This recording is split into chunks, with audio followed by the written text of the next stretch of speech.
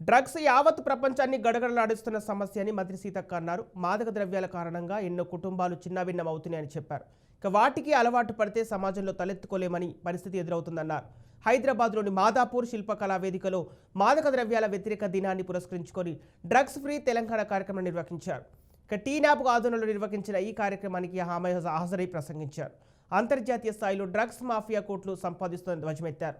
Minor బాలికలపై అత్యాచారాలకు పాల్పడుతున్న ఘటనల్లో drugs లేదా గంజాయి కారణమవుతుందని తెలిపారు. యువత పబ్ కల్చర్కు అలవాటు పడకుండా తల్లిదండ్రులు పెట్టుకున్న కళను నిజం చేయాలని సూచించారు. సీఎం రేవంత్ రెడ్డి బాధ్యతలు చేపట్టిన తొలి రోజు నుంచే డ్రగ్స్పై ఉక్కుపాదం మోపుతున్న విషయాన్ని ఆమె గుర్తు చేశారు.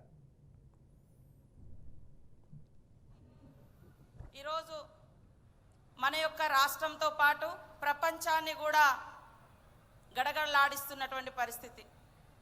దానికి బానిసై ఎన్నో కుటుంబాలు చితికిపోయి సమాజంలో గౌరవం లేకుండా బతుకుతున్నటువంటి వాళ్ళ సిచ్యువేషన్ అత్యంత దారుణం.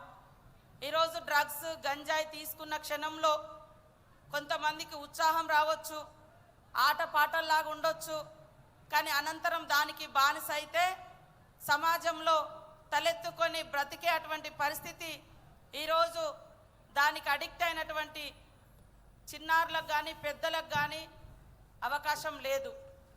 ఈ మాదక ద్రవ్యాలకు వ్యతిరేకంగా ప్రతి యువకుడు యువతి యువకులు చదువుకున్న వాళ్ళందరూ కూడా ఒక ఉద్యమం లాగా ఒక పోరాటం లాగా తీసుకొని ఈ యొక్క మాదక ద్రవ్యాల మీద మనం పోరాడాల్సినటువంటి అవసరం ఉంది.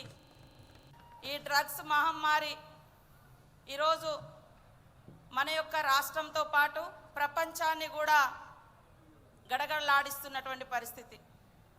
దానికి బానిసై ఎన్నో కుటుంబాలు చితికి